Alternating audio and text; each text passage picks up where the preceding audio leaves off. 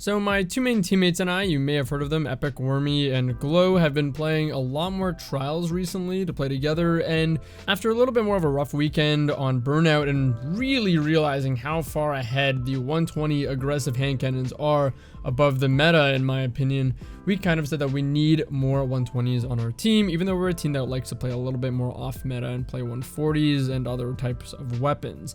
So this led me to being one of the players that, you know, should probably put on a 120. And we were deciding what weapon I should use, what role I should use, and I completely forgot that I have this role of the steady hand in my vault, which is surprisingly effective, a lot better than I would have thought it would be. The role on this steady hand has, well, steady hand sights, high caliber rounds, slide shot, iron gaze, and a range masterwork, which is actually a really synergistic and effective role. On first glance, I think a lot of people have probably gotten Iron Gaze, which is going to be the main talking point of this role. You've probably gotten Iron Gaze on a 120 and probably with a really good roll on this steady hand. And I'm gonna say you've most likely dismantled it. I think a lot of people look at the range cost and look at the benefit and don't exactly equate to it as worth it. I think a lot of people see the 120 aggressive archetype as a weapon archetype that you want a lot of range on, and that is what the main benefit of them are.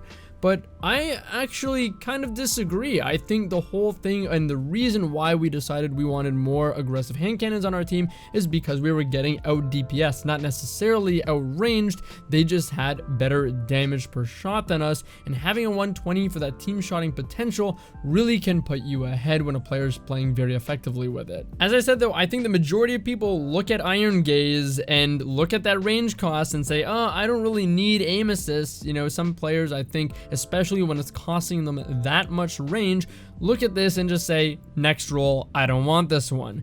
But I think this roll is actually really good, and you should look out for it. Iron Gaze bumps this weapon's aim assist to 90, and with one helmet targeting mod, that's enough to get it to 100, which means you have the maximum hand cannon aim assist cone size, which is 3 degrees, the lowest being 2.5, and it's very noticeable. The question I'm sure many of you have though is, why would I want this? And the reason for that is because this allows you to play a lot more aggressively and upfront with your 120 and have a greater margin of error than another player. You're going to hit headshots more consistently, which means you're going to be dealing that massive damage a lot more consistently, and again, have that better margin of error, which tends to come up a lot more in close range, especially when you're using a slow rate of fire hand cannon. You want every shot to count, because if you happen to miss a shot or miss your optimal time to kill, you're most likely going to lose the gunfight.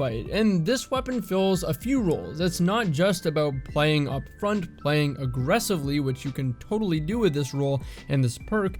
It's about being able to pair this weapon with your sniper, which is really interesting. I'm a sniper player a lot of the time on my team, so I'm able to pair this with the frozen orbit so that we're not missing out on team shot potential. I'm still able to put in that crazy 120 damage per shot, but I still have a weapon that's going to perform very forgiving in close range when I'm getting pushed by a shotgunner. So essentially with this perk, you're sacrificing a bit of overall versatility for better ease of use in close range, whether you're an aggressive player that wants to be up front in people's face but still getting that 120 damage, or you're a sniper player that's looking for a weapon that you can still team shot pretty well with while having good ease of use to combat shotgunners when they get up close. Let's talk about that range cost though. Yes, it is steep. It's, I believe, minus 28 range. That's a lot to be giving up, but it isn't as bad as you might actually think. I didn't use this for a while because I thought that would be really steep, and again, like many of you, probably defeat the purpose of these 120 RPM hand cannons. I was actually pretty happy to see in testing this weapon with 50 range still got 36 meters before experiencing any damage drop off. That's like equivalent to a high range 140 RPM hand cannon, but with still the damage per shot and the leniency of the 120 archetype. So I wouldn't be too scared of the range cost. If you still have some range perks, as long as you're hitting around 50 range, you're probably going to be good. In the majority of my engagements when I play, I still find myself hitting very high damage, if not max damage, and I'm able to 3-tap at very competitive ranges still. I think the biggest thing that makes this perk viable though is its combination with Slideshot that I have here. Slideshot kind of reverses a lot of that range cost. So Slideshot provides you with 3 seconds of plus 20 range, plus 50 stability, which is incredible. The plus 20 range pretty much reverses, like I said, the range cost, so you get back to 70 range with my roll, which gives it 40 meters before damage drop off, and roughly a 42 meter 3 crit kill for a 3-tap, which again is incredibly competitive. I don't think of a lot of ranges or a lot of lanes that you'll be challenging with a hand cannon that really go beyond 40 or so meters. This is still going to be plenty versatile and do what I think the most important thing of the 120 archetype is, which is putting in super high damage and making people back off really quickly and being excellent to team shot with and just delete people. I'm going to talk more about Slideshot in just a moment. We'll come back to that, but I wanted to focus on some of the disadvantages of the lower range and how we can make up for that. I think the biggest disadvantage of the lower range is going to be having less accuracy. This means you're not going to be hitting shots as reliably at further ranges that will result in headshots or be aim assisted bullets. The way we can solve that though is simply with a helmet targeting perk, which I recommend using anyways. If you're on controller, you want to be using these anyways, if not double. With this one though, because it's just 10 off of the highest aim assist, while the second mod will help, I think it's better to kind of min-max with this. Get this to 100 aim assist. 1 targeting should be great for accuracy overall. And then you can put a shotgun targeting on or something else. If you're on mouse and keyboard, you might not even need that, to be honest. I still recommend it, but you already get an inherent plus 20% accuracy over controller, which is, I believe, I'm estimating, just pure guess, no proof, is probably the same as 1 helmet targeting mod. So you kind of have to think you already have one inherently, and then you can just put another one on there just to make sure you're still getting very accurate shots at range. So that's how you kind of mitigate the disadvantage of that. Back to Slideshot though, it not only increases your range, but of course it does give you the stability. That stability boost is massive. It makes it so your first shot at the very least doesn't jump quite as much, so you're most likely going to get that second shot. We believe, although it's not definitive, that stability has some form of interaction with aim assist, at the very least keeping your weapon's aim assist cone on target, so you're going to pretty much have full aim assist for the upcoming shot.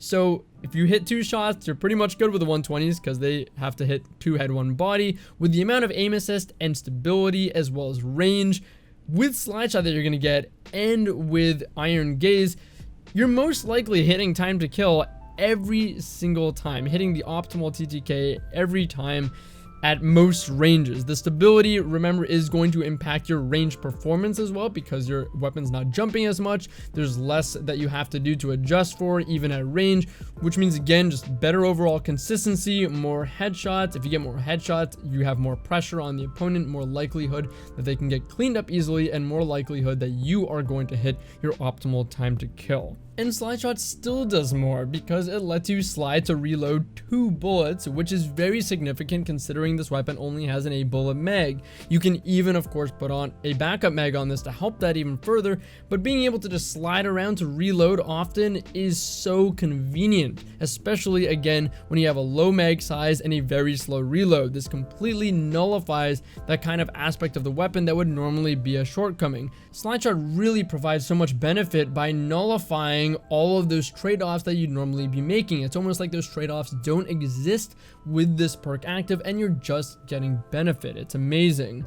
The last thing is I have high cals on my roll. I think ricochet rounds is excellent, but high cals I think really is the icing on the cake on this hand cannon. High cals does 100% work on 120 RPM aggressive hand cannons. A lot of people might think that they don't, but they very much do. I believe there's actually an old Bungie podcast that does mention, yes, high cals do work on the aggressive frames. The aggressive frames just mention that they have high damage output per shot. This does not mean intrinsic high cals. It's just, I believe we have a theory as a community that flinch scales to damage, so more damage equals more flinch, which is what this is kind of saying, but you can add on high cals on top of that for a crazy amount of flinch, which is what you'd be getting on this roll of this hand cannon. And these perks together really make this the best aggressive hand cannon for aggressive play, the most aggressive hand cannon. Slide shot, so you're not reloading, you can constantly be moving, constantly be getting around, you get the stability boost,